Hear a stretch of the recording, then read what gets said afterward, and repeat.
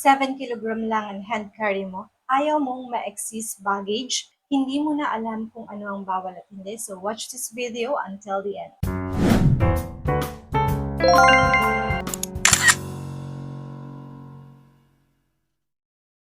Hi guys, I'm Agent Lenny. Kung bago ka lang sa channel ko, don't forget to subscribe and also comment down below if you have travel question, and you can message on Wonderflight Travel Agency if you want to book your flight. And for trading business like conversion in cash, you can message Agent Lenny. So for today's video, our topic is all about 7 kilogram hand carry. At kung matagal ka nang hindi nakapag-travel, so maaaring hindi mo na alam ang new rules sa airport. So for today's video, itatakal po natin yung mga katanungan na yan at para po hindi kayo ma-excess baggage gaya ng nangyari sa iba kong client. Kahit naman as agent, alam ko yung mga protocol, pero may mga client pa rin kasi talaga na mas sinusunod nila yung instinct nila or dahil sa nakapag-travel na sila before, so kampante sila sa rules na alam po nila. Which is, hindi na po yun pwede sa panahon ngayon dahil nga iba na ang nagpapatakbo sa airport and also iba na rin yung rules ng airlines. Alam niyo ba guys, na ang rules ng airlines is hindi yan siya always same. Pwede po yan siya na this month, ganito yung rules. For the next month, iba na naman. So, paiba-iba yung mga rules natin sa airport. Kasi nga, may mga protocol po yan sila. Hindi lang din po because of airport, but also dahil din yan sa mga rules ng government and dahil din po yan sa rules ng airlines. So, tatlo yan sila. So, kung merong rules ng government, susunod po dyan yung airport. And if the airport have rules, susunod ang airlines, yung ganyan po guys. So, kung may rules ng isa't isa, so ano po yun siya, nag-iiba pa din hanggang sa, yun, pwede nga kayong magkamali sa rules na yun na pagkakala nyo is okay lang siya, which is hindi na pala siya okay. Gaya po ng client ko last time, dahil 7 kilogram lang siya hand carry, and sabi niya, before, nag-exist siya ng 1 kilogram, which is okay lang. Pero ngayon, hindi na po yun pwede na mag-exist kayo ng 1 kilogram kasi pag natsyempohan niyo po yung nagbabantay na super strict po, yes, depende din yan guys sa mga nagbabantay kahit may mga rules yun sila. Pero kung yung nagbabantay is super strict talaga, talagang kikiluhin po nila yung bag nyo. And pag mag-exist kayo 1 kilo, syempre super mahal na ngayon ng excess baggage. So, dun sila babawi yung mga airlines, dun din po sila babawi guys, kaya kinikilo na nila yan. Yung mga 7 kilogram hand carry nyo, meron akong client dyan, Santo Manila. Na-exist po siya ng 2 kilos, pababayaran sa kanya yung excess niya.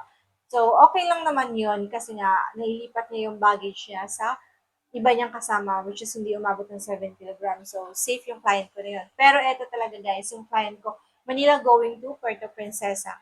And then, Manila going to Boracay. Nag-exist po sila. Bali, almost 2 kilogram din yung excess nila kasi yung hand carry nila is kinilo din po sa Manila Airport pa lang. So, super strict po dito sa NAIA. Ayun. If you have only 7 kilogram, please follow the rules na one bag allowed. And eto pa, if you have laptop bag before, hindi po yan siya kinikilo, di ba?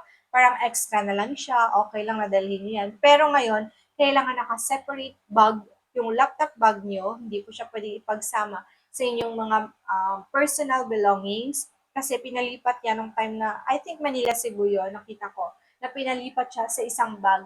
Plus, kinilo na rin po ang kanyang laptop. So, ilan yung kilo ng laptop ngayon, di ba? Since siguro alam ng airport na marami ng work from home, maraming nagdadala ng laptop, so dagdag pabigat po talaga siya sa plane if hindi nila ikikilo yon. So, ayun yung rules ngayon about laptop and also 7 kilogram hand carry. And also about power bank, let's tackle na rin kasi marami nagtatanong sa akin kung pwede bang dalhin yung power bank nila.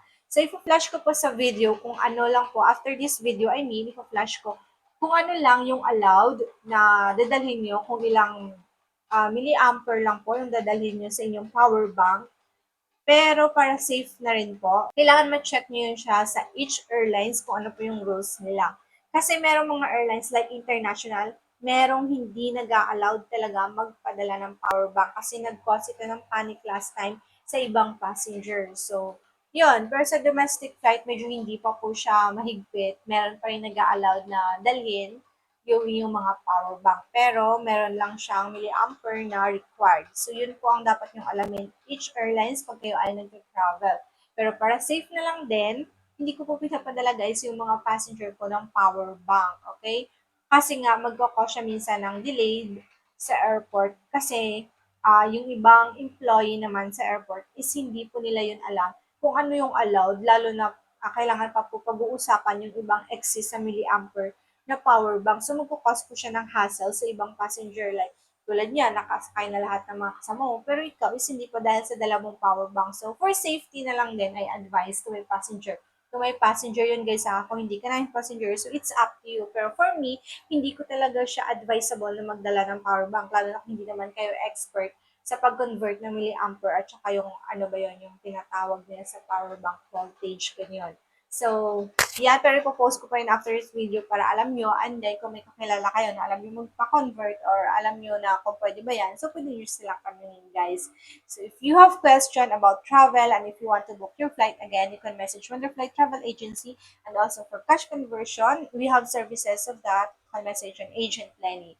So, if you have question or topic you want, just comment down below dahil gagawin po natin yan sa ating next video. And see you in our next vlog. Goodbye, everyone. That's all for today. Goodbye. Thank you for watching.